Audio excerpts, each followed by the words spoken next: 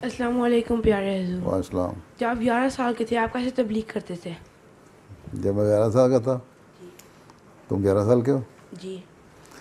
ہمارے احمدیوں میں رہتے تھے, ہم نے کس کو تبلیغ کرنی تھی. میں ربا میں رہتا تھا, ٹھیک, اور سارے ہم احمدی تھے.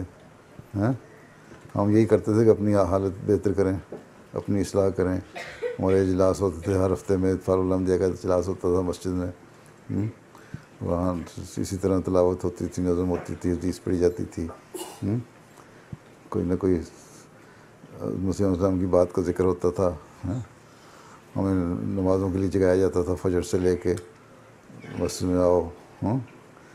روپا میں چھوٹی سا جگہ ہوتی تھی محلے میں, صلی اللہ کر کے نمازوں کے لیے جگایا کرتے تھے. ٹھیک, صبح فجر پہ 3 گرمیوں میں 4 بجے نماز ہوتی تھی تو 3:30 بجے مجھے لوگ جگانے آتے تھے, لڑکے بچے.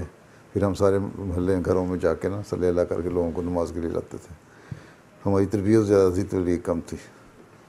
ٹھیک.